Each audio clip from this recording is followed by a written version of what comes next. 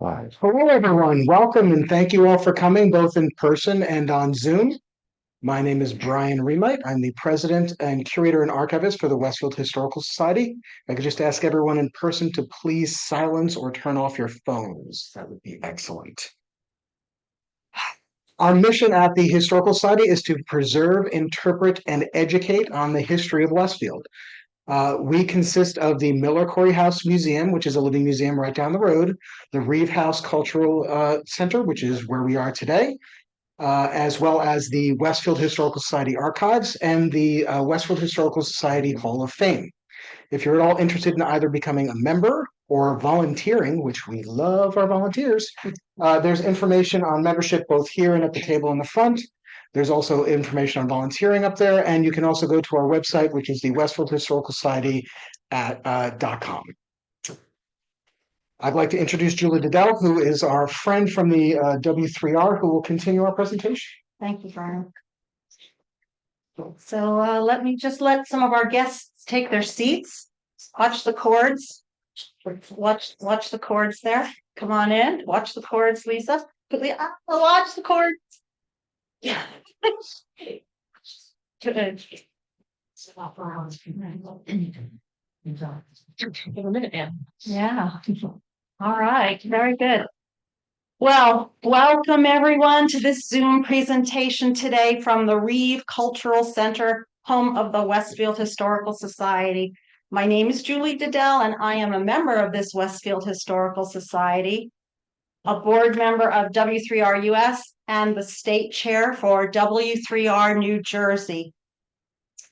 Today, you will hear a presentation called The Inclusive History of the Washington-Rochambeau Revolutionary Route National Historic Trail through Westfield, 1781, during the Yorktown campaign of the Revolutionary War. This March 26, 2024, and I'm going to cry because I can't believe we're here. This March 26, 2024 presentation shares the research that these researchers have produced for the Westfield Historical Society. You're going to be treated with a lot of good information, so hang in there. Hang in to the end. Our objectives and our hopeful outcomes today for this presentation are that you will hear what new discoveries the researchers compiled as they dug through the archives of the Westfield Historical Society, online sources, the primary source documents of the Presbyterian Church, and other repositories.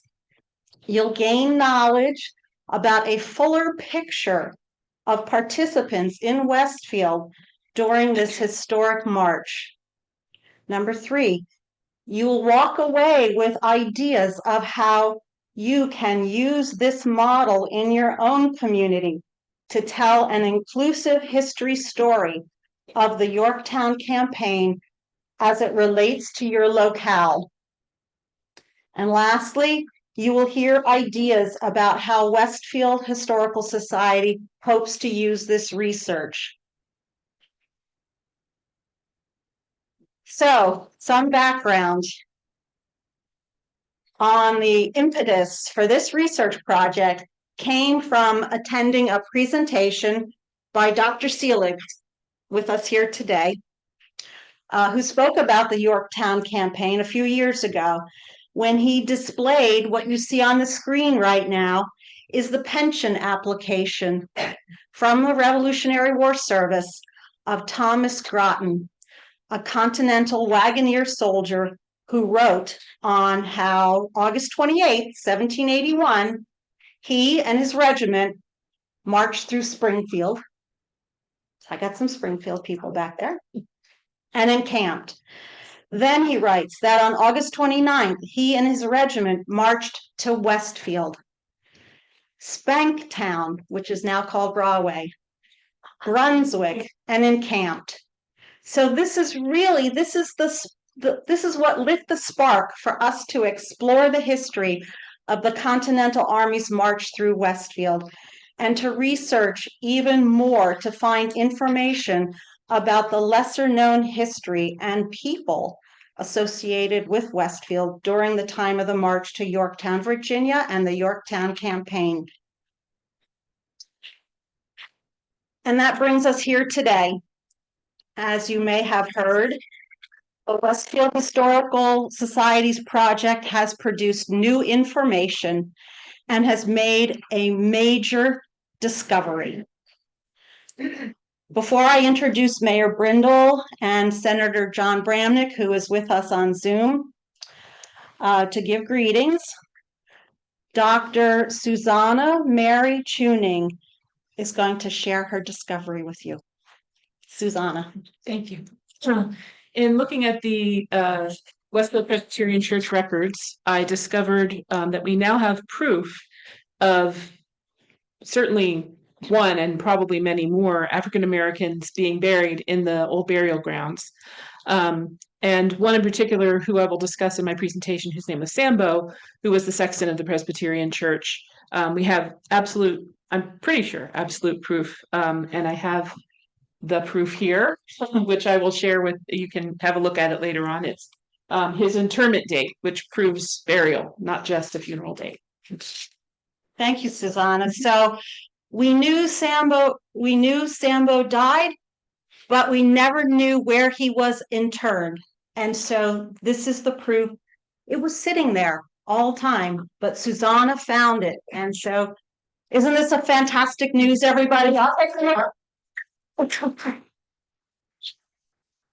She was dogged in her research. And so thank you, Susanna. And now I'd like to introduce Mayor Brindle. And Mayor Brindle would come out from the shadows. Yeah, come on. Well, congratulations and thank you. It's terrific. I said, for many of you know, I always feel at home when I come here. I grew up in Yorktown, Virginia. My mom was a docent in Colonial Williamsburg. I got married in Colonial Williamsburg and I went to college at the University of Virginia, built in by Thomas Jefferson. So when I come amidst these walls, it totally reminds me of my childhood. And really the partnership with Julie and what's happening with WR3 is a real full circle moment for me. And this confirmation about what you have today is really also furtherance of our desire to make Westfield a much more inclusive community and able to celebrate the diversity of our community. And I think it shows that our community had contributions from diverse groups of people long before any of our ancestors arrived here, obviously beginning with the Native Americans. So this is incredible affirmation of that. I hope you were able to continue to research and discover more. And it was just adds once more to, I think, the most recent compelling narrative that we've been sharing with our community about the African American history experience in Westfield. So thank you and congratulations. Thank you, Julie, for all your work. And we very much look forward to what happens next on the WR3 and your research and everything. Absolutely. And thank you all for being here in person and online. I'm not sure where I'm looking. Yes, on Zoom. While we have you, Mayor Brindle, can we get a photo op with you and Susanna? Course, absolutely. Great.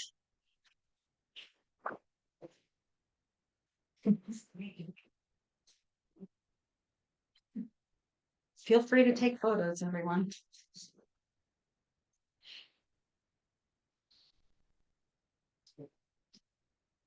Can I get Hey, Julie. Yeah, here, why don't you? Yeah, there we go. There we go.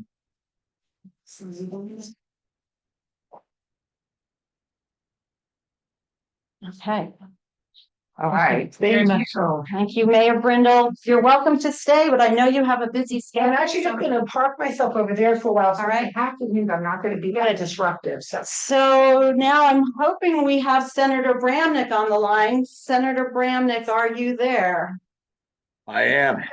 Oh, very good. Senator Of course, Bramnick, can you see him on your screen out there? Not yet.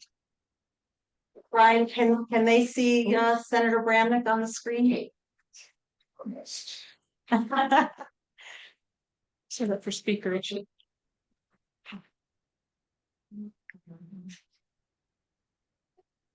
There you go.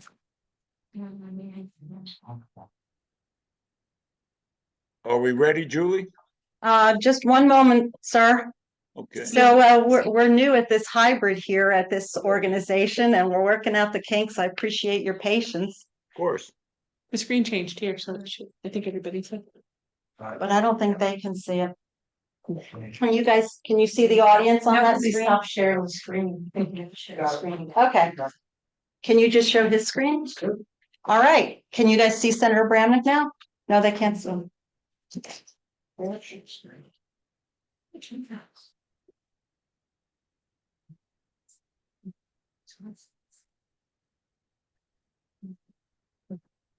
All right. Now we see Senator Bramnick. Well, Senator Bramnick, welcome to the Westfield Historical Society. I hope, did you hear the Discovery news? And please, the floor is yours now. Well, and I appreciate anyone who does really good homework. Homework's the key to success, so congratulations. But Julie, first, on behalf of the state, and that's everyone in the state of New Jersey, thank you for your efforts.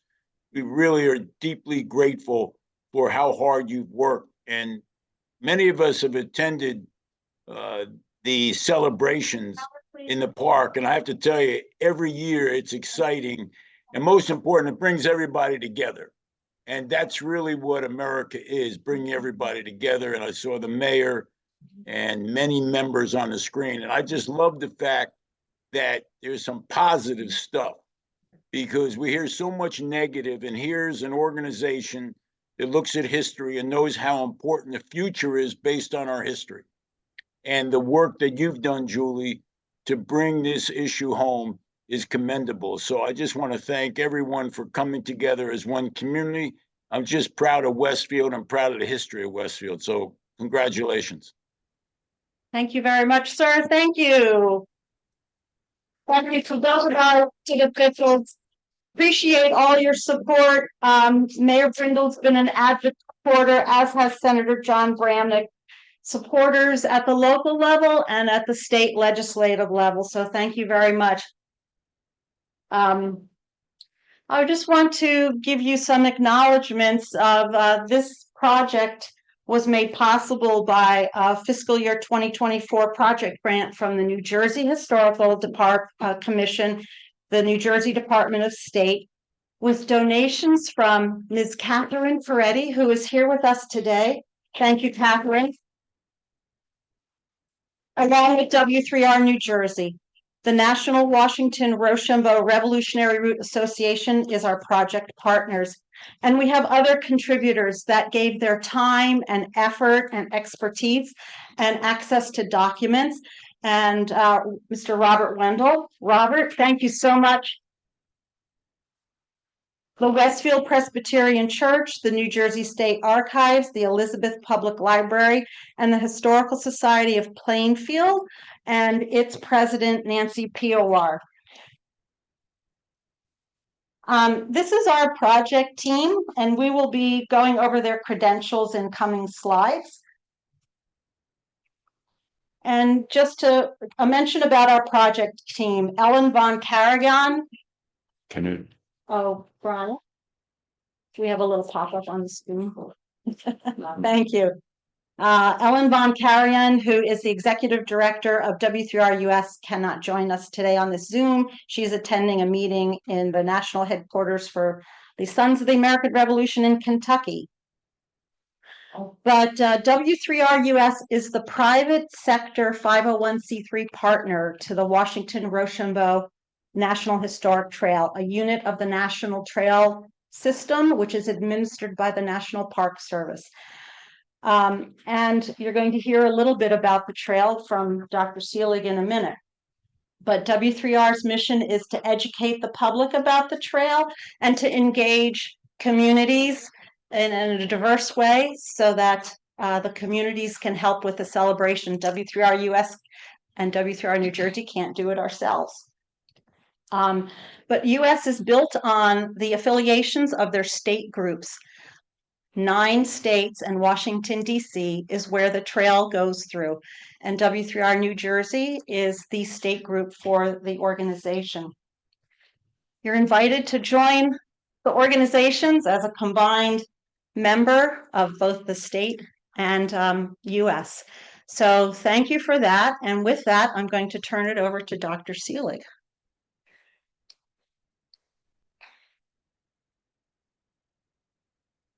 Okay, thank you. Thank you. The W3R, the Washington-Rochambeau Revolutionary Route, abbreviated as W3R when that was founded. The French folks in there said it was not fair to them. They happen to say 3 R's in a row. Was actually came into being in March of 2009 when the President Obama then signed the legislation as part of an omnibus bill. That was in 2009, now we're in 2025. But even the legislation of 2009 is the result of decades of efforts that began actually in the early 1920s already. Think Brotherhood of Arms, think Lafayette, we are here, think First World War. And there were a number of efforts in after the Second World War for the bicentennial, for the 225th, until eventually, through grassroots efforts, this National Historic Trail came into being.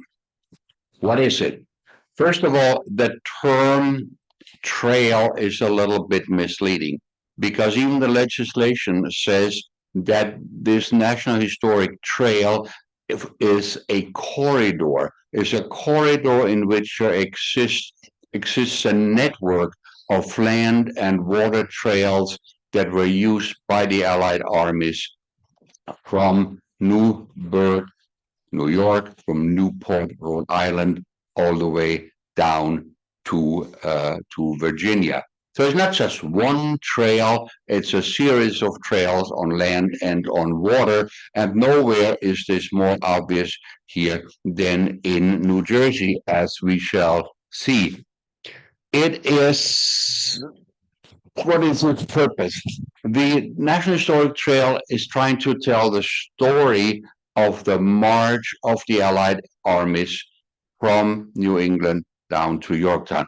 It's trying to tell the story of interaction between New Englanders coming down to Virginia. Those are two totally different societies. There's a different social makeups. Most of the people who marched through Maryland and into Virginia were in a totally different country that starts with hoe cakes that they had never seen, and the system of slavery and all kinds of other things. It's, in other words, W3R is represents a movement of people, of Americans in 1781, 1782, getting to know each other. It's an important step in this process of who we are and who we are not. It is also, in this context, a process of Americans meeting Frenchmen for the first time. If they had ever seen a Frenchman, it was during the French and Indian War, and the French were on the other end of a musket barrel. It was not a very friendly encounter as a rule. So, but that too is important in this process of developing who are we, because you can also know who you are by knowing what you are not. And I think one of the contributors to this program, Kendall, who is in Brussels right now, will come back with a much better understanding what it means to be an American as opposed to being a Frenchman, or in my case, being German, since I am from Germany, as some of you have probably guessed by now. W3R also. Please step into your row to allow those behind you to pass. Let us know if you need any assistance finding your place for your bag. We're here to help you.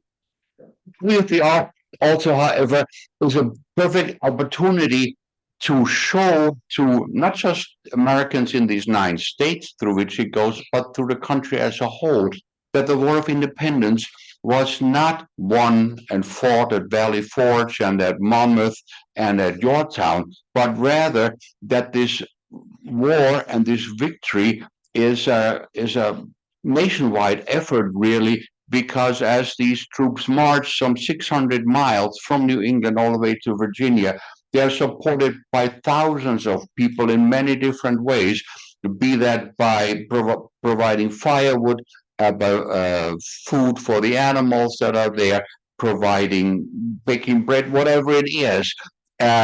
This march to your town and the victory there is only possible because of tens of thousands of people working together, contributing to that victory there. What is important, of course, is what we were trying to do is to show the place of Westfield on that march, to show to show what Westfield, where the place of Westfield is in all of this, because the image of the revolutionary America in the late 18th century that we have is based on tens of thousands of little puzzle pieces. There are thousands of little communities like Westfield along the trail. They all contribute something. The experience of the people here, the people who are living here, all form part of this mosaic of revolutionary America. What we were doing here, and everybody in here, was to work on one of these puzzle pieces for this overall pictures. This may not be as grandiose and as writing a 500-page biography of George Washington or some big opus, but what's happening here in Westfield, and Westfield is the first community that I know of that's actually doing this, is to research on the very bottom, on the very micro level, as you, for example, did, to provide these puzzle pieces, which then later somebody can use for a larger picture. And this is really one of the outcomes, I think, that we hope will come out of this. And the other, of course, is that you're learning something about your own community, like what you're doing, like what all of you were doing. You're learning something about your community, what is that you may not have known.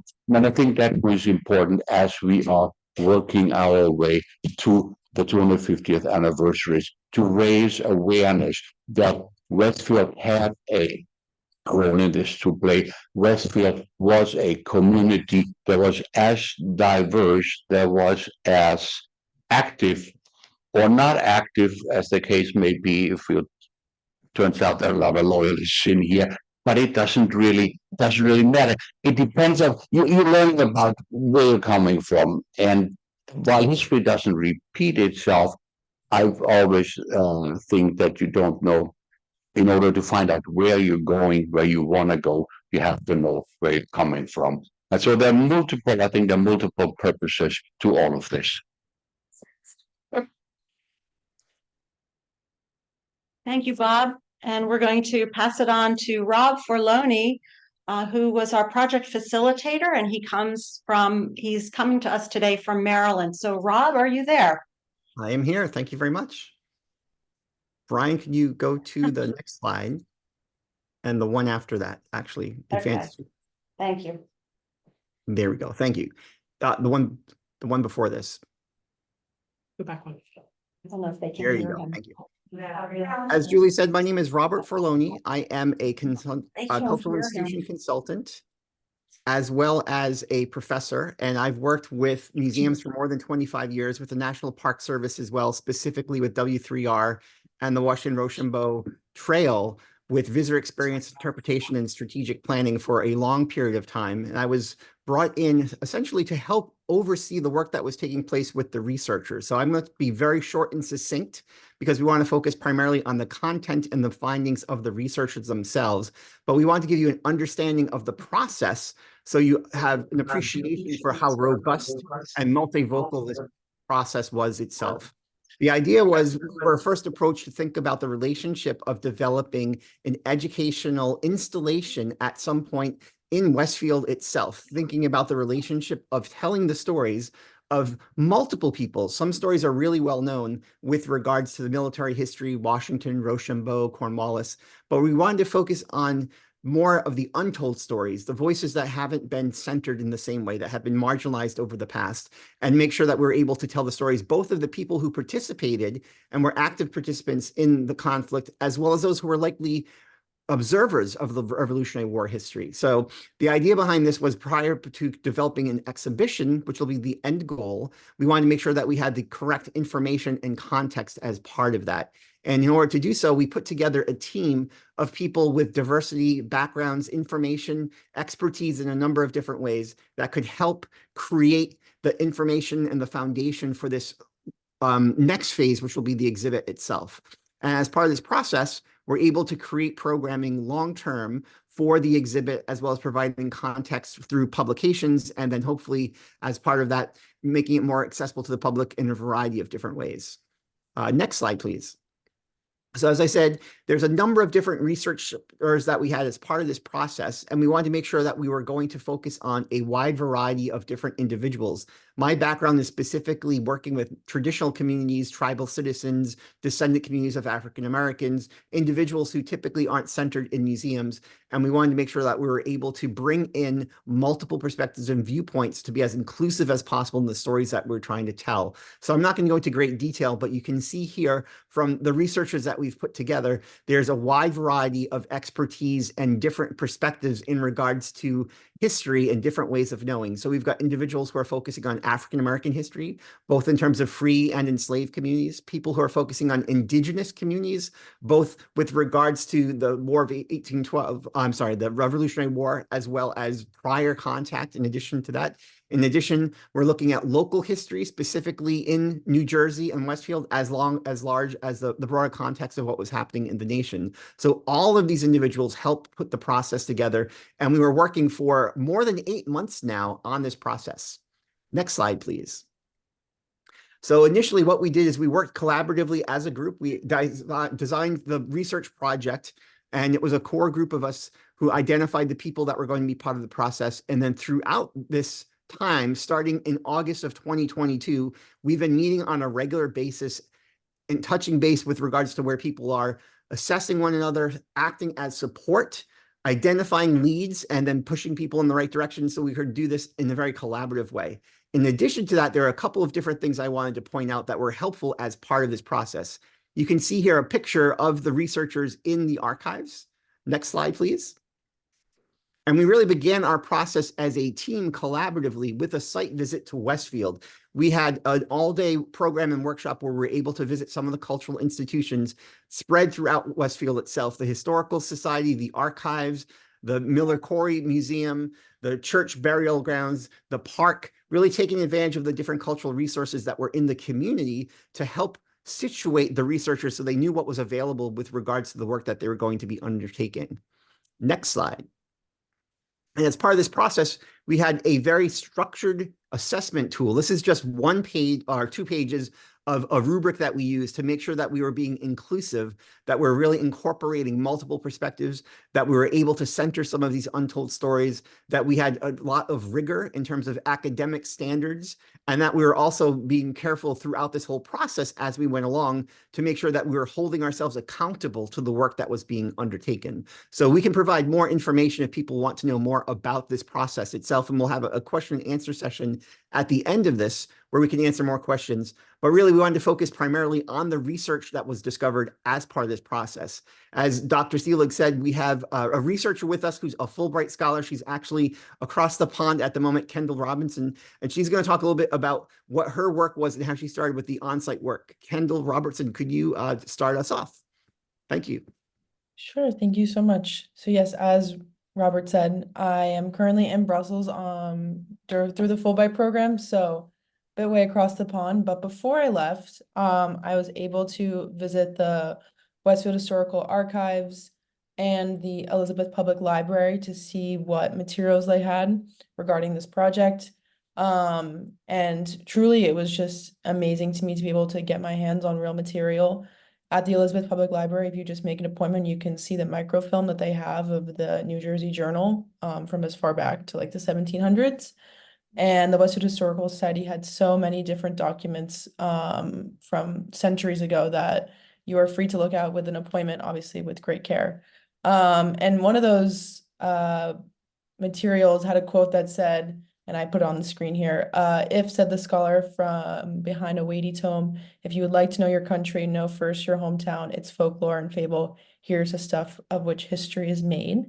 And that quote really inspired me, and I felt like really related to this project well. And I'm honored to be part of such an amazing project. And truly, it really proved to me just how accessible history is. I studied history in my bachelor's, but being able to really get involved with Westfield's history through the archives and through this project was so meaningful. And really proved to me the value of getting involved with local projects. And of course, being in Brussels, as Dr. Seelig said, it makes me really proud to be from New Jersey and from Westfield, even this far away, to be part of such an important project that is bringing to light voices that have been often hidden in the history books. And again, I just want to emphasize how easily and accessible these materials were to someone like me who is younger, just came out of my bachelor degree, but it was truly inspiring to be able to have access to them and to be able to be a part of this project. So yeah, thank you. Thank you, Kendall. All right, Ms. Claire Garland. Thank you for inviting me today. Glad to be here. My family's tax records go back to 1780 in Shrewsbury, and the military records go back to 1791. So I've always had a curiosity of wondering what else was there. What else could I find? They ended up with over 100 acres of land for a couple hundred years, and I wondered about that. How did they get it and how did they keep it? So my contribution was on the indigenous people that served during this period. Next.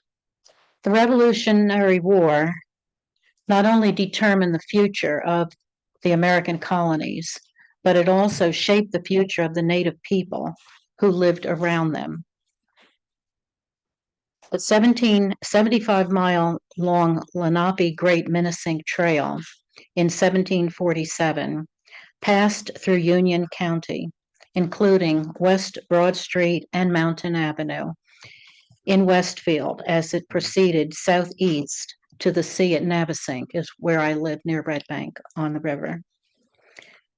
The area that you saw highlighted in yellow, that was the path that goes across New Jersey, starts up at Minisink Island in the Delaware, up near the water gap, cuts across like 287 does now, comes down through the Raritan, crosses the Raritan, and then comes into Monmouth County, goes along the ridge into Highlands and ends up at the ocean. Two Indian paths crossed at the intersection through Westfield. The Indian deed for Elizabethtown was signed on October 16th, 1664 between Matano, Manamowani, and Cowiscomin, and John Bailey, Daniel Denton, and Luke Watson of Jamaica. Next. Diplomats from the Cherokee Nation visited London in 1762, negotiating a peace agreement with King George III. There were several of these trips that went on back and forth between the nations of France and especially Spain, a few to London, that, of course, we never hear about. All you hear about are wild beasts and savages. You don't hear about the diplomats and the efforts that were made to keep the peace and remain neutral, which they were not allowed to do. You had to choose a side. In 1763, the proclamation reserved the lands west of the Appalachians for Native nations. Everything on the eastern seaboard was for the settlers. And of course, this was the match that set off the war, one of the matches. Next. Native nations allied with the British, the French, the Dutch, the Spanish, the Americans, the Loyalists, the Patriots, and all other various factions, ended up fighting each other. Families fought families because of the alliances with the European nations. Native nations were trying to preserve their independence, remain neutral, to protect their homelands and way of life. However, they were not included in any of the treaty discussions or the settlements at the end of the war. The British ceded all the lands east of the Mississippi River and south of Canada to the new government, the United States, without any input from the native nations who were part of the fighting for freedom. They were seen as non-citizens with no rights. Native Americans who had taken the Patriot side, whose promise of limited encroachment of white settlers vanished. East Coast natives did not share in the bounty of the land carved out of Indian territory, which was used to sell and then pay the debt that the Congress was in, $63 million. In 1924, American Indians were granted U.S. citizenship, and just the last couple of decades have been listed on the census as Native Americans. All the information that I was able to research, you can find in the Google Docs on the Westfield site. So names, places, people, a lot more in depth than we can go into today. Thank you. Thank you, Claire.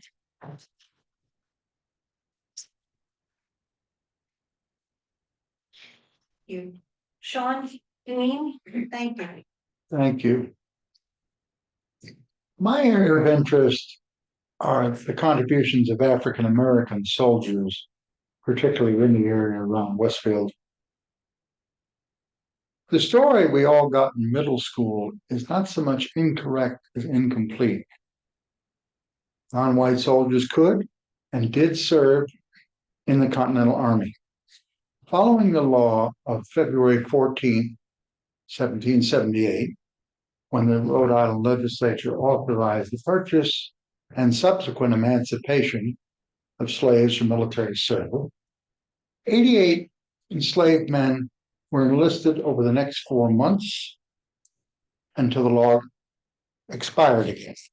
Until the end of the war, the largest concentration of non-white soldiers, usually around 1/3 of the unit's strength, was in the Rhode Island Regiment. Now, there was no specific continental militia law.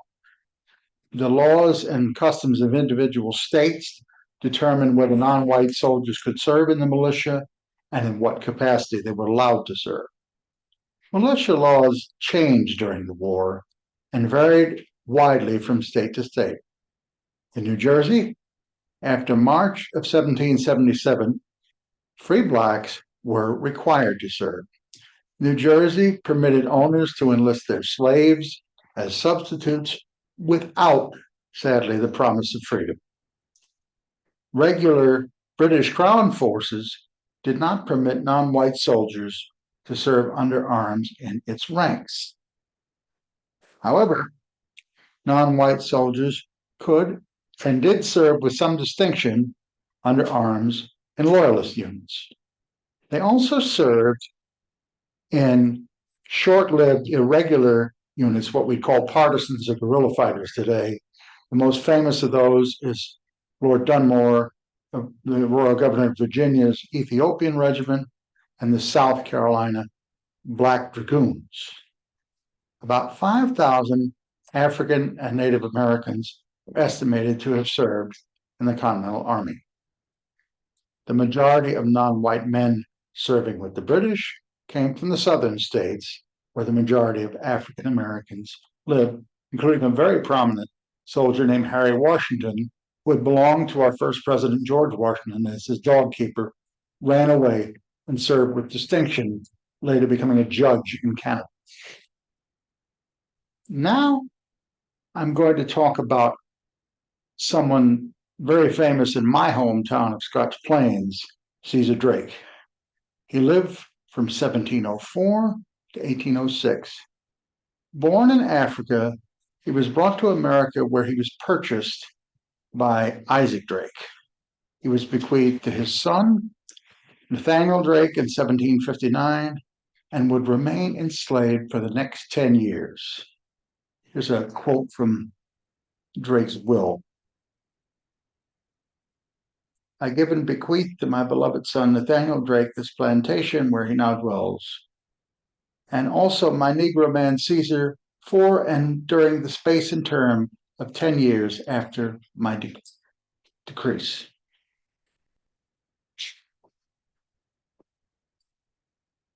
As a free man of African descent, Caesar was a teamster in continental service.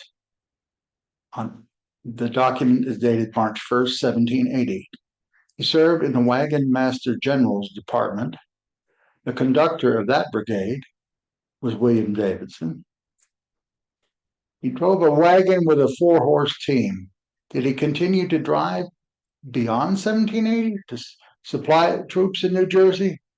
We are not entirely sure, but we are continuing to engage in research about this. Here are photos of his military document, courtesy of the Historical Society of Plainfield and the New Jersey muster roll. There are 2 other African American people on this list. We have not been able to find out much about them yet, but we are continuing our research. What this story tells, my friends, here is Caesar's grave, both the original and its fixed up version, which Scotch Plains Baptist Church paid for some years ago. What we're learning, my friends, is that people of all backgrounds served with honor, and that our revolutionary conflict was as much a civil war as the conflict of the 19th century. People genuinely worked and fought and believed in one cause or another. And there were often great struggles, the most famous being between Patriot Benjamin Franklin and his son, the Royal Governor William Franklin. But there are thousands of variants of that struggle. And we need to look at things with a mind and a perspective. As Dr. Seelig said, we are grateful for our American history because we know where we came from. And it is my hope to have played a small part in this. Thank you very much.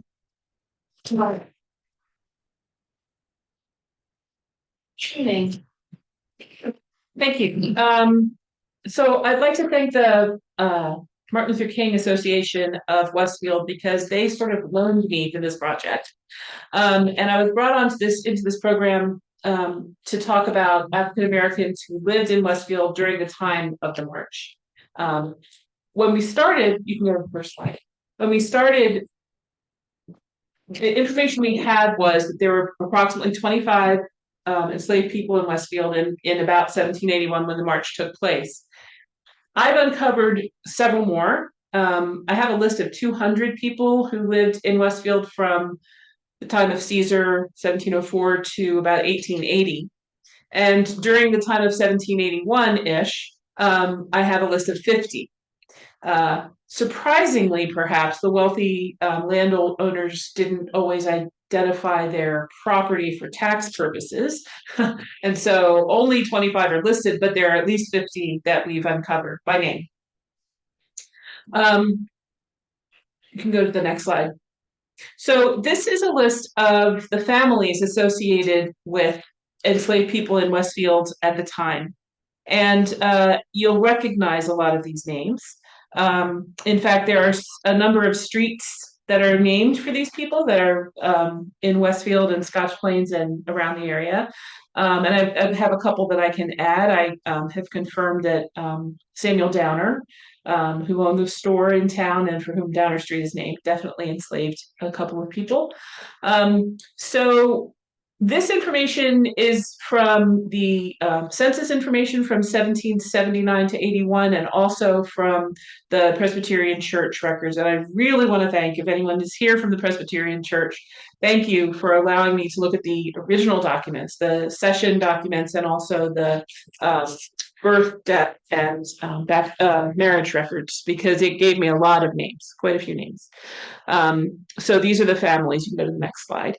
And this is the one of the pages, I have several pages here of names, and you can see that for some of them I have a marriage date, I have a baptism date, I have a couple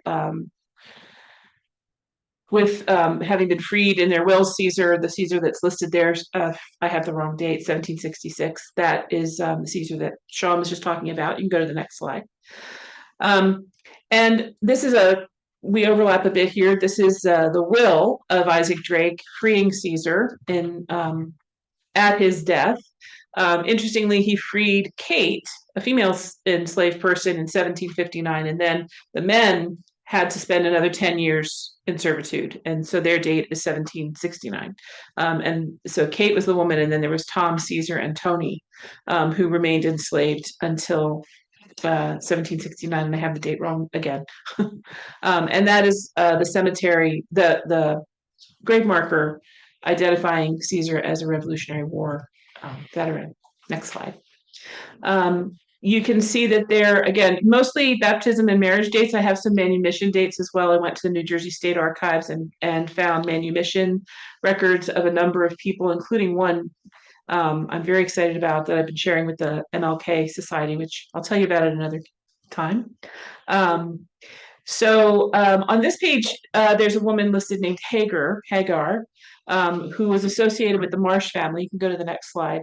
And at the New Jersey State Archives, I found this birth certificate of a child named Peter, who was born to a Hagar in Westfield.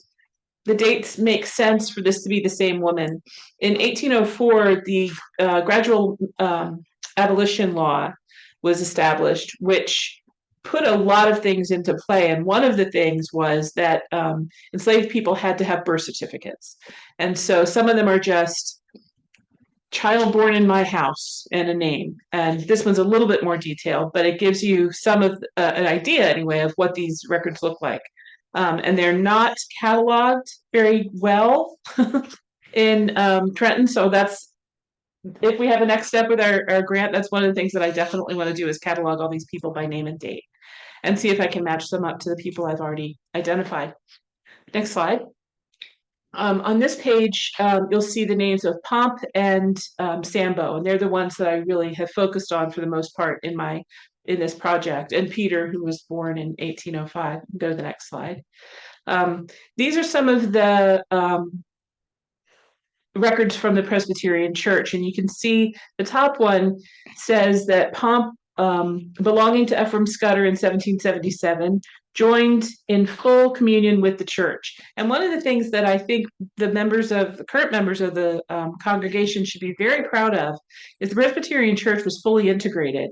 There were baptisms, marriages, funerals, and membership in the church from the very early days of people, African American and white people, and they're designated by their race, but there's nothing else said about it. It's not like they had a less important presence in the parish. Congregation, Episcopal. Sorry, I do that sometimes. So this is the record of Pomp's membership in the church, and then below that is the record of one of his children's baptism, Flora, who I found some information about her as well, and I'll give you more information about Pomp in a minute. Go to the next slide. On this page, you'll see a number of names, including Walter de Camp. Next slide. Walter de Camp was probably the son of a white family. They left Westfield in 1812 for Ohio, and they were actually kind of fired from the Presbyterian Church. I've been reading the session records, and it was a little scandalous. They stopped attending, and then they moved. I don't know if the birth of Walter, who was listed as colored and therefore very likely mixed race, and perhaps Moses de Camp's child, but not his wife's. I don't know if that had anything to do with their move or anything else. Walter de Camp was born in 1765, as you can see, died in 1802. And he has the distinction of being the only grave we can absolutely confirm is of an African American in the Presbyterian burial ground, because there's a stone. It's badly damaged, as you can see. The original inscription says,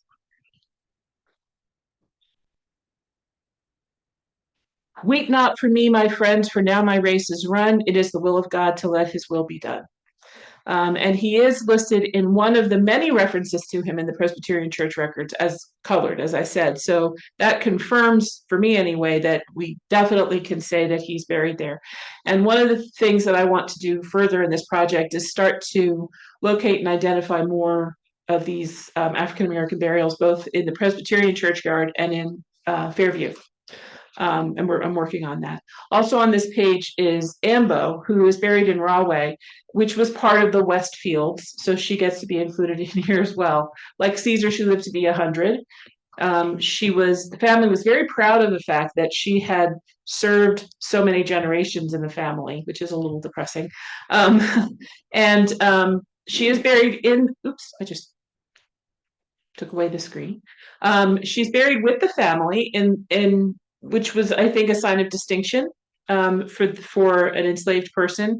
And we have a very similar case with a woman named Jude, who is not part of this project because she was born in 1812. But in the larger version of this project, I spent some time talking about Jude, who was enslaved by the Denman family and buried with the family as well, both listed as faithful servants.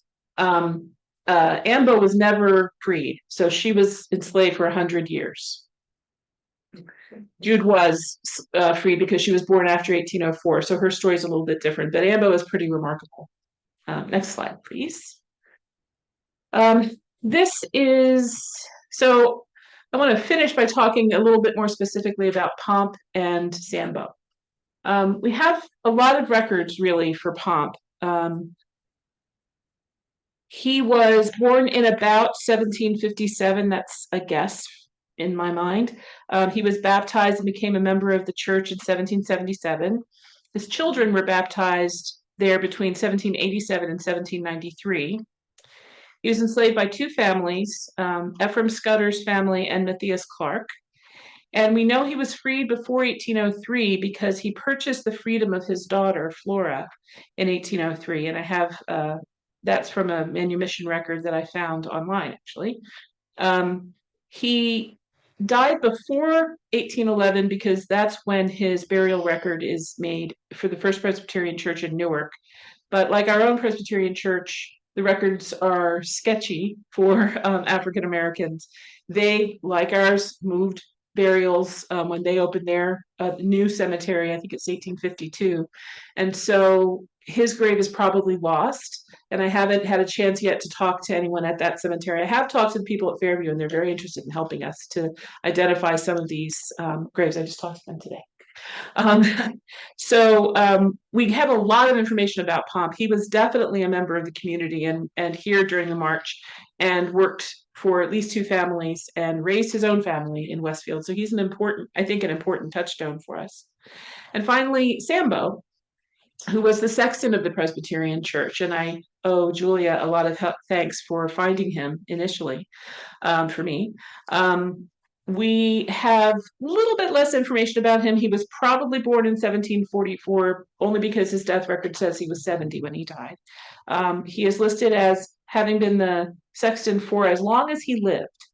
I'm not sure what that means. And in his death record, and again, this is that we showed you earlier, it says many years sexton. So I haven't found his name in any of the session records or anywhere else.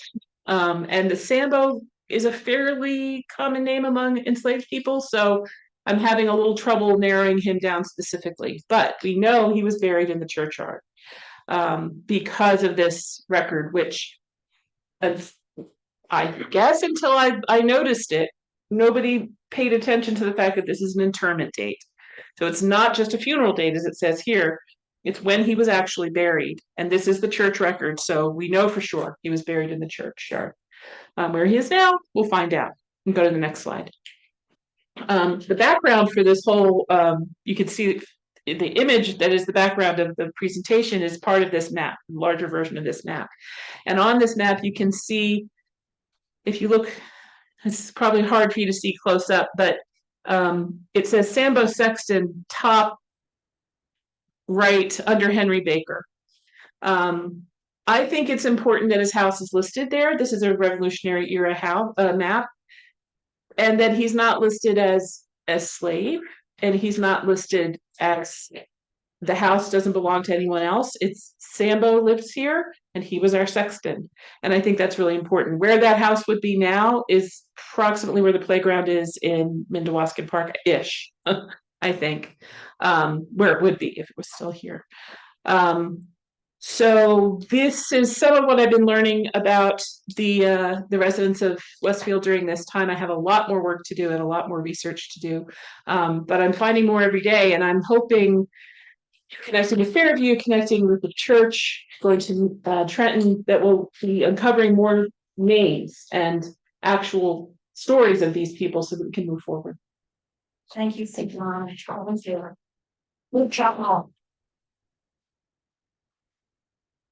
For those of you on Zoom, if you have questions and you'd like to put them in the chat, please go ahead. We have someone monitoring the chat and we'll raise your questions at the end. And now, Dr. Seelig. All right, thank you very much. This is going to be a tough example to follow, but I'll try. As we get back to where we started, namely talking about the Washington-Rochambeau Revolutionary Route and the Allied armies, or in this case, the Continental Army, marching through Westfield in August 1781 on their way to Yorktown and victory. I have 3 bullet points in here, and we'll see how they all belong together. The march of Allied forces across New Jersey constituted the most dangerous section of the march to Yorktown. The thousands of soldiers with hundreds of wagons, pulled by thousands of horses and oxen, exerted an enormous amount of pressure on the resources of New Jersey. And lastly, Allied forces crossed New Jersey in 3 separate columns that converged at Princeton for the crossing of the Delaware. These 3 points are on the screen together because they all belong together and mutually reinforce each other. Why is that? Why is the march across New Jersey the most dangerous section of the whole march? Well, if nothing else, the Allied armies start out in Westchester County, today's town of Greenburgh. Well, they need to cross the Hudson, and there's Sir Henry Clinton down in New York City with warships that he can send up the Hudson and interfere as Allied forces cross from Dobbs Ferry over to Sneaden's Landing and the majority over at Peekskill over to Stony Point. Getting across the Hudson there without interference, however, is already the second dangerous point in this whole march, namely the disengagement from British forces in Westchester County, so that they can actually set out on their march. Once they are in New Jersey, entered into New Jersey, there's a need to deceive Sir Henry Clinton about the true destination of where these troops are going. In other words, that means you can't set up supply depots for all these people in Trenton, because if you have a supply depot in Trenton, nobody's going to believe you're going to go after New York City. There's a whole series of ruses that have come up, one of which, by the way, worked as part of the American mythology, that this worked because poor Major Andre had set up an incredibly efficient spy apparatus, and it took Henry Clinton never more than 24 hours to know exactly where the British force, where the Allied army was, and where they were going. If nothing else, because Rochambeau's son sends his girlfriend to Trenton. So, and Sir Henry Clinton knows that he has a girlfriend his father did not know, as far as we know. So in other words, there's this need for secrecy in there. There's also the proximity to New York City. As you go across New Jersey and you get down to Springfield and get up on the heights of Springfield, you can see New York City, or at least you can see the smog of New York City from over there. It's not that far from New York City over to Springfield and Chatham, and Sir Henry Clinton had sent troops over to Springfield give them what's, that story. There's no reason why Clinton couldn't do that, because Clinton has, 12,000 troops in New York City that he can easily send across and interfere with the march. And the deployment to Virginia. And the last point, of course, is the availability of food, the availability of roads, the condition of roads. You have to remember, these are mostly roads that are used, by farmers taking the produce to market, because this is not the post road, right? If you want to get the post road, you go through New York City, and we can probably get into New York City, but you can't get out anymore with Sir Henry Clinton in there. These are a number of reasons why this is very dangerous, the most dangerous part of this march, because it's only in New Jersey that Sir Henry Clinton can actually ever interfere with the deployment to Virginia. Thousands of soldiers pulled by thousands of forces, etc. The need to deploy to Virginia, the decision to go to Virginia is met on the 14th of August, 1781. From Westchester County to Virginia is about 450 miles. You have ox carts, right? An ox walks how fast? A mile and a half at most. You can make a horse gallop, but you can't make an ox gallop. And at that speed, at a 10-hour day, right, gets you 12 to 15 miles. And so they're slowly making their way down to Virginia. And this is without I-95 backup. Washington knows full well that Admiral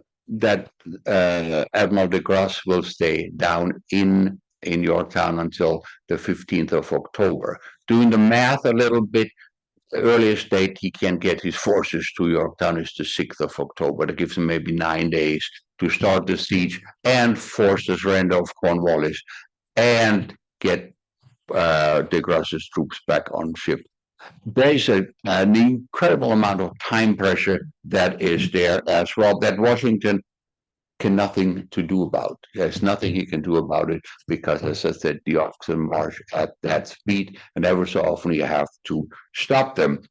The forces cross New Jersey in 3 separate columns. Can we see the next slide, please? They move across New Jersey in 3 separate columns, and it is the need for secrecy that reinforces this break up, and the fact that New Jersey has suffered a lot of damage in this war already. There's more military activity in New Jersey than anywhere else in any other state of the United States. The need for secrecy is also reinforced, of course, by the size of the Continental Army. If you take a look at the Continental Army, you'll see at the very bottom there's about 2,700 men. That's not much of an army. Is the Continental Army not larger? It's considerably larger what Washington has. Why aren't they marching to Virginia? Because Sir Henry Clinton is in New York City. If he takes the whole Continental Army, Clinton, the British can do in New Jersey, New York, whatever they want to do. He has to leave the majority of the Continental Army here outside New York City. They move up a section toward Newburgh. It's safer up there than Westchester County. But this is all Washington has. And keep in mind, Sir Henry Clinton has 12,000 troops in New York City, and Washington has all of 2,700. And can we go back to that other slide real quick? If you look at how these forces and these marching columns are broken up, you will see that Washington kind of creates a screen of 3 columns through New Jersey, behind which the French forces will be marching. That screen, however, means that the light infantry, that the column and the troops that are in Springfield for 6 days are not even 1,000 men. Talk about taking a risk. There's no, if Senator Clinton had wanted to take those 1,000 men, there wouldn't have been a problem at all and put an end to this whole Yorktown campaign right there.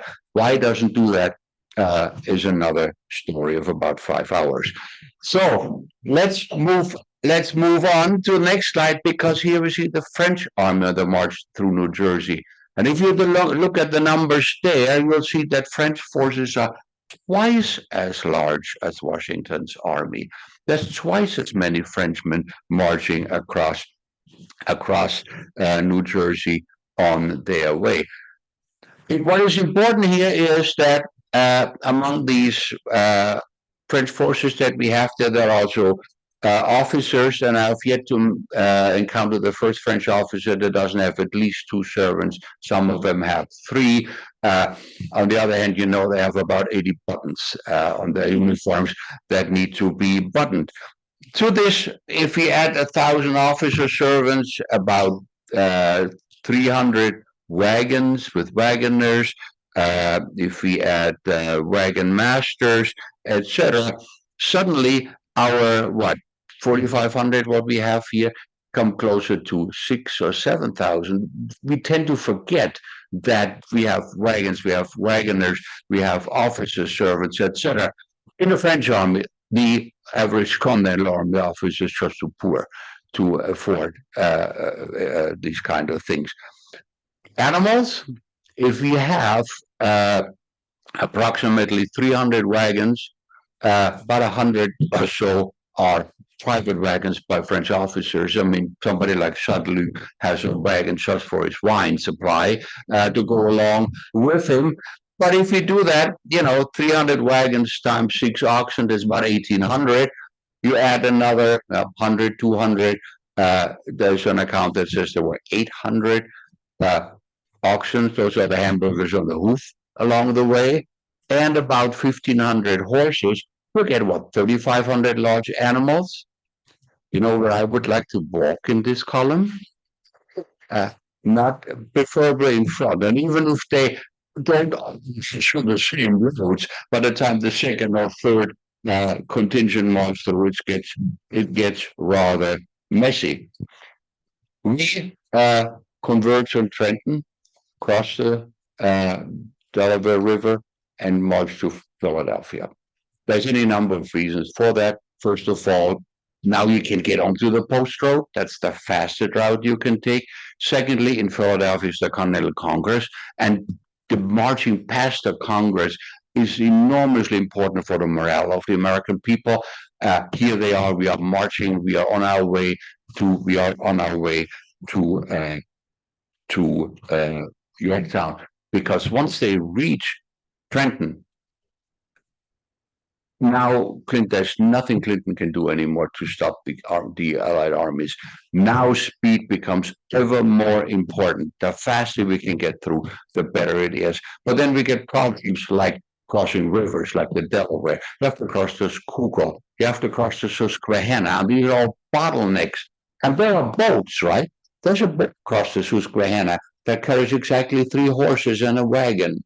You know how long it would take to get everybody across there? So they just take detours, finding fords, etc., because they simply can't afford to go to use what's available. Not to mention that they have to pay for it because the French come with gold and silver, and everybody already has a wheelbarrow full of useless continental currency that they can't give away.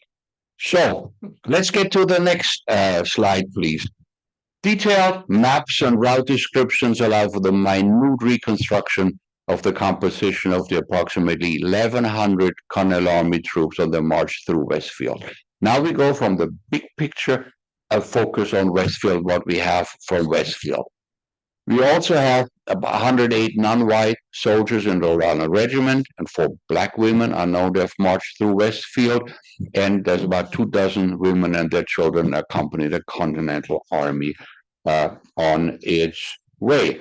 Let's look at this map of, if you can see that, of New Jersey again with Westfield in there. Westfield is may have been a small community in 1781, but it's on every map. Then I want to show you a couple contemporary maps. The first map, Julie, would be a Russian map, a German map from the archives. Westfield is right in there. The next map is a British map, by Montreal. Westfield is right in there, and the hills of Springfield and the short hills in between.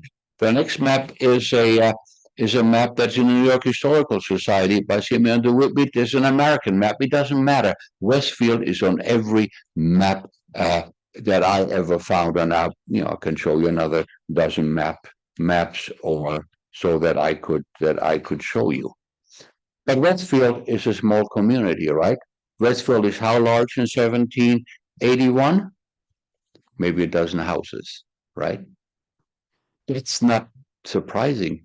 The largest community in New Jersey in 1781 is Burlington, and that happens not to be in March to begin with. Beyond that, Whippany has 13 houses for the French forces march through. Somerset courthouses, 8 houses. Trenton has about 100 houses and 500 inhabitants. If you look at the numbers of people who are marching through, there must have been like a herd of locusts, right? If I read stories that the patriotic ladies of Whippany baked apple pies for these soldiers, they must have started about 6 months before to get these hundreds of apple pies for these soldiers. It's simply not doable. Westfield has 1 Presbyterian church. In 1794, about 14 houses, 1 store, blacksmith shop, and a tavern. Of course, you need that. We tend to forget. How many of you are farmers have grown up on a farm? Yeah, an ear of wheat has how many kernels today? About 30, right? In the 18th century, in 1781, you have 4 or 5. You don't know corn, right? Corn on the cob. When was the last time you counted the kernels on there? No? Any idea? There are over 500 on there. Sometimes I could watch. That's over 500 on there. In the 18th century, you have about 30.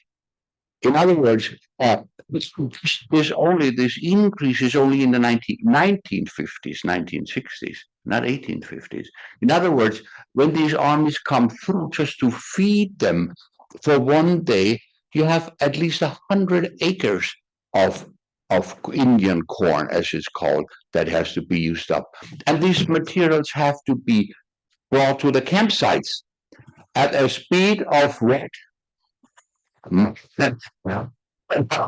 Right? There's no phones, right?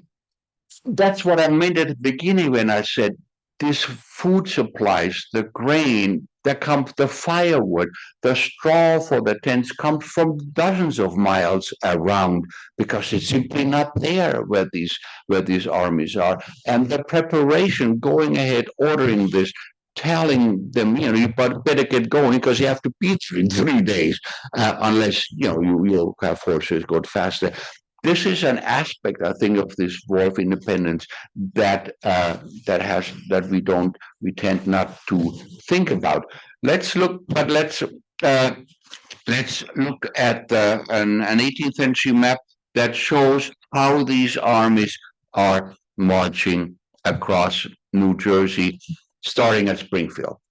If you look at a map, there's Springfield, there's Chatham, and then there's Morristown. It's almost a direct line over to New York City.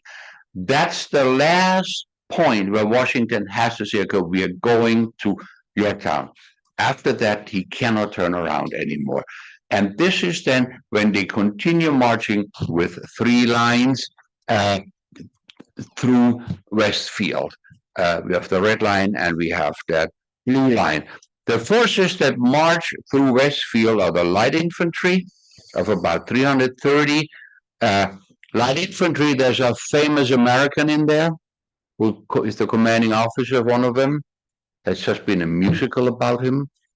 The name is Alexander Hamilton, exactly. He's a commanding officer of one of the battalions of light infantry. There are the 2 New Jersey regiments. There's Moses Hazen's Canadian regiment and the Rhode Island regiment, about 1,100 people. But if you look at the drawings, they're by a French officer by the name of Vercher, and they're in Brown University up in Providence. On the far right, you have a light infantryman. He clearly does not come from Philadelphia, right? He represents a segment of America that we love to connect with the war of independence. The people are living somewhere, there are wars coming, let's go get the musket off the fireplace and go and fight. Some in there, but the majority of city dwellers within Boston or Philadelphia anyway, don't have a musket hanging over their fireplace. And they didn't go out and shoot their deer. They went to butcher and got their meat in the process. Below that, in the red uniform, that's a member of Moses Hazen's Canadian regiment. That represents a different component of the Continental Army that marching through Westfield. Because if they are from Canada, they speak probably what language? French. And they probably go to which church? Not the Presbyterian Church, right? In other words, in Hazen's Canadian regiment, there are a couple of companies that are French speaking, and the orderly books, etc., are in French. Because otherwise, if they speak French and you tell them in German, turn left, they ain't going to do it. But the Continental Army, of course, also has German-speaking regiments in Pennsylvania and Maryland as well. Next to, on the other side, in the blue uniform, there's an artilleryman. The artilleryman, those are skilled people. Artillery and figure out how much powder, how far to shoot, etc. They come from a different educational background in all armies, in the French and British Army as well. And then, of course, we have a Continental Rhode Island soldier. These drawings show us the racial diversity of the Continental Army. They show the linguistic diversity, the religious diversity, the different areas of the country that they are coming from, all marching through New Jersey, marching through Westfield, which, as we have seen from both of you already, is a diverse community in there, right?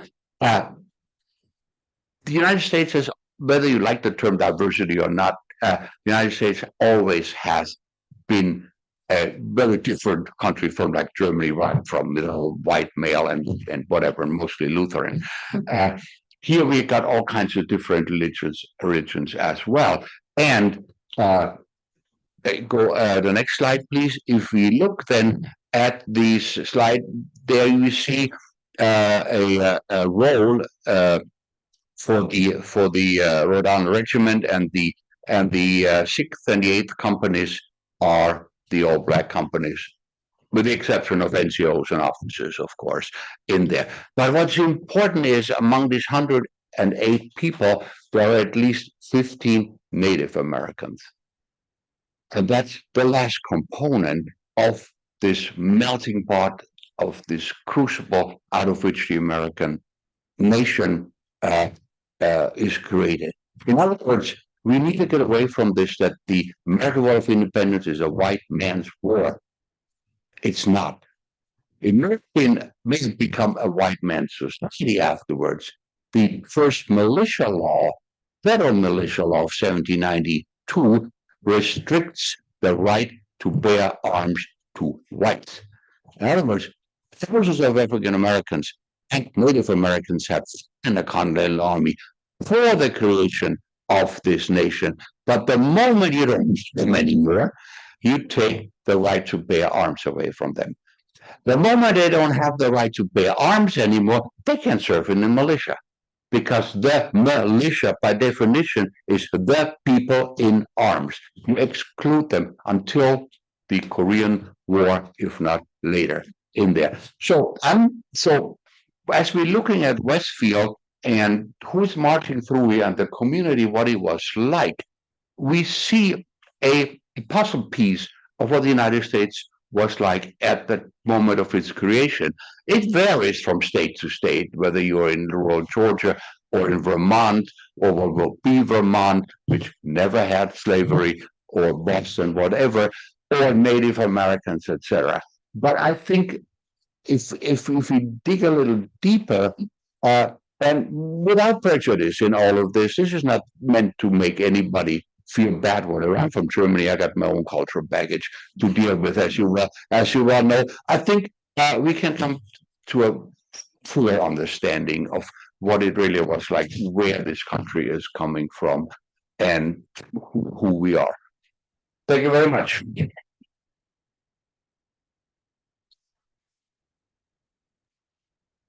Thank you. Thank all. you. And just to conclude, Robert Forloni, Robert, are you there? Will you wrap us up and tell us where we're going? Yes. So as you can see, there's a tremendous amount of research that was done with all of our scholars, both taking their own individual components, supporting one another, but now synthesizing this to make sense of all of this material and information. We were, I think, very lucky to have all of our different scholars doing this work. And the idea is thinking about next steps to make it publicly accessible in a variety of different ways. So the hope is to take everything that we found and develop a comprehensive interpretive plan about how the Westfield Historical Society and other organizations within the region can share this with the general public and diverse audiences, people who are scholars and academics, people who are interested in local history, students who are studying local history with their teachers in the schools. And the idea behind this is thinking about a variety of ways that we can use different platforms to share this material. So that's going to be the next step. As we mentioned, the plan is to develop an installation, an outdoor exhibition that takes this material and talks about the diverse and complicated history that we have here. We don't know exactly what that might look like. The hope is to develop and facilitate conversations with the general public and get a sense of what their needs and expectations are as part of that process. We're also thinking broadly about programming, what we can do on site with these local organizations, as well as online content to share for people who might not be able to come in person, but are still interested in this. For sharing materials through literature. As we said, a number of our scholars are in the process of taking this material and sharing it through publications like the Westfield Historical Society and other military and regional history components.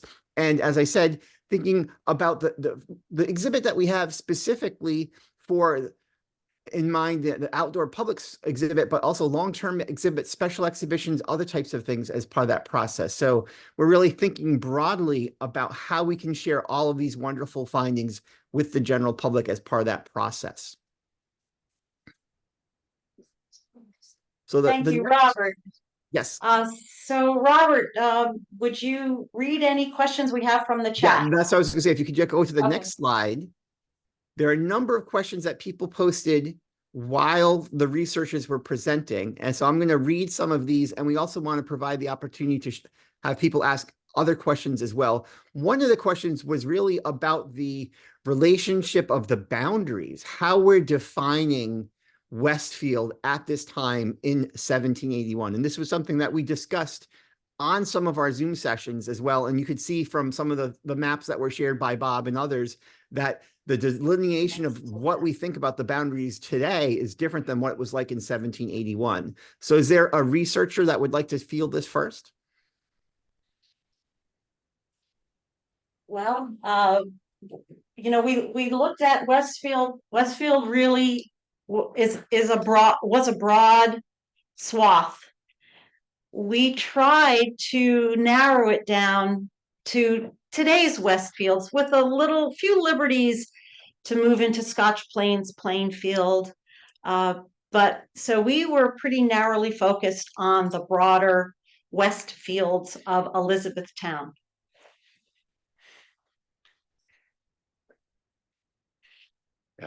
Next question. So the next one was not so When you much a talk question. about, Oh, go ahead. when you talk boundaries, you will go by today's boundaries. Union County didn't exist in 1780 when you have Essex County.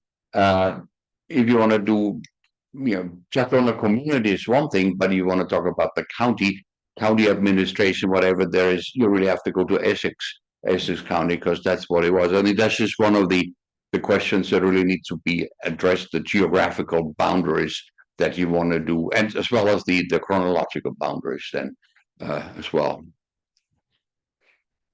And so much of the history of Westfield comes from Elizabethtown, which was like, I guess, the county seat, because so many of the records were recorded at Elizabethtown Chancery, I guess is the word.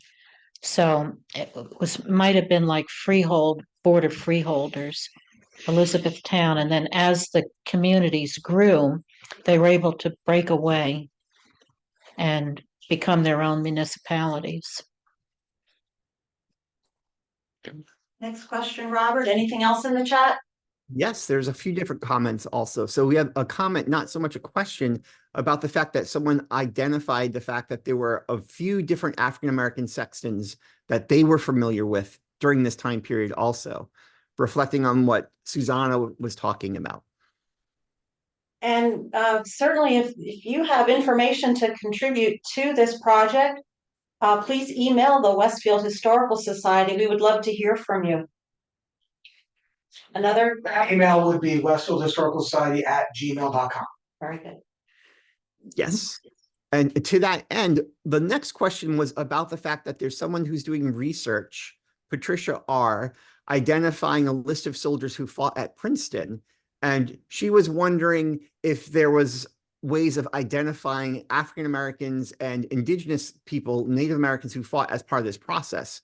That she's been looking at published resources and databases, but she's wondering if the researchers have other suggestions for where she could find this information.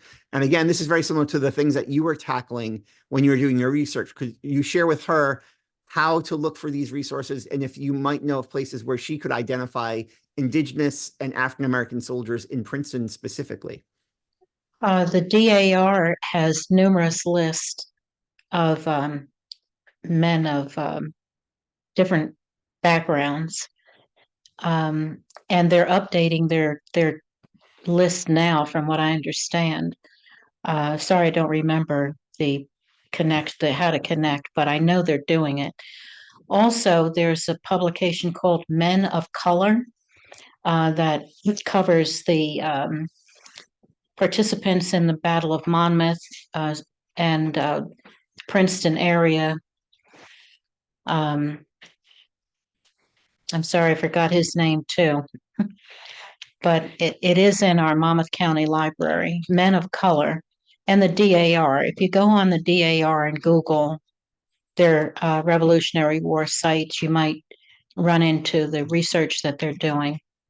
There's a document on the DAR site called Forgotten Patriots, and it's specifically about people of color. Yeah. The problem with Princeton is that we're still very early in the war. 1776, January 1777. At that point, there wasn't. It was still in flux. Are we going to allow African Americans and non-white soldiers in the Continental Army? Are we not? It goes back and forth. It's only the organizational structure of the Continental Army is only created later in 1777. Then, when it's exactly said how many forces, how many regiments each state has to contribute, etc. That's one of the problems. The other issue, obviously, is that a lack of records in there.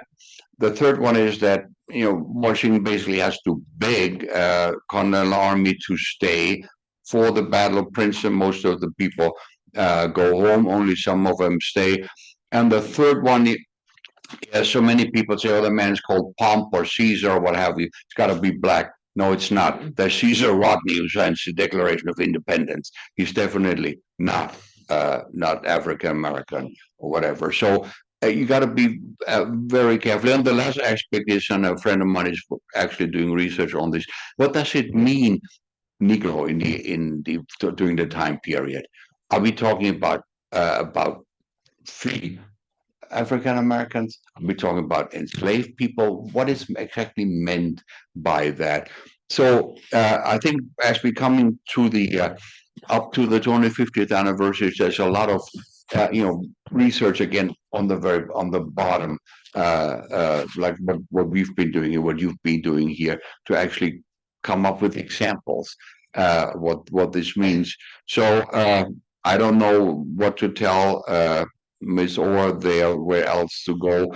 Start out with pension lists, start out with pay lists, but beyond that, try and find as many letters or documents like that where somebody might just say, my friend so and so, the Negro did this and that.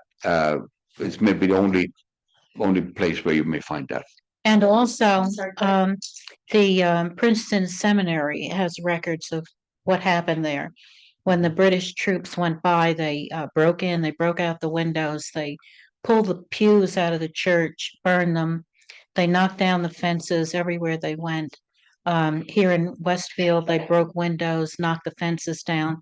Something about knocking down fences seemed to be their thing. Firewood, yeah. And they took the bell out of the church and just wreaked havoc with the seminary. So maybe looking into the Princeton Seminary records, you might find more information also. Any questions from our in-person audience here? All right, and any other questions from the Zoom chat? There's a couple of different questions. One has to do with communication and the way that they were coordinating their movement. So this was thinking specifically about Rochambeau and de Grasse and the relationship of ships, how they were actually communicating during the march. The word. That's the simple answer. You have to realize that sending a ship from Newport, Rhode Island to Saint-Domingue, modern day Haiti, and with a letter, by the time it gets there and back, it's a 3-week trip. If you're lucky, it takes at least 10 days to go down there, etc. During this whole Yorktown campaign, the only correspondence that I know of is a letter sent by Rochambeau to de Grasse saying, okay, we heard that you are in the West Indies. You're going to be off the American coast, off the coast of New York City in early July. Going to meet you there. Well, we all know that by early July, by early August, he still wasn't there. And that's when news comes, I'm going.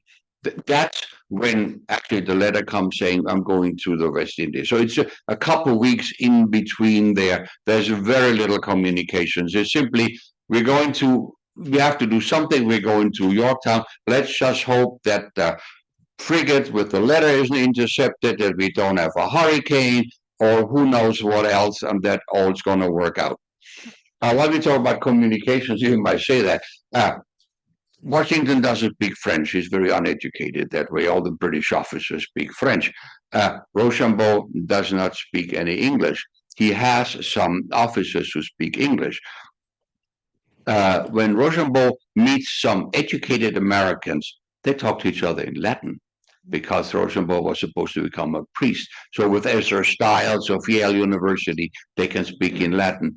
Other than that, they need interpreters in Lafayette, for example, or French officers that had served in the Continental Army, like Fleury. There's a wonderful letter where de Grasse, at the siege of Yorktown, where de Grasse says, yeah, thank you very much, Mr. Washington, for your letter. Maybe you can have it translated next time, because nobody on my ship speaks English. Yeah. This is something, if you ever traveled abroad, you know that issue, right? If you're in Italy or Germany, whatever, you don't speak the language. Again, this is something we don't think about, this communications issue. There's another over in Gloucester County during a night raid. There's three militiamen. That's in one of the pensions applications where there's firing ahead of us and we don't know who it is. And they said, who of you speaks French? And none of them spoke French, so they decided to just find a quiet place and wait till the shooting stops. It's great for your life expectancy in this process. So, Thank you. Last question there, Robert.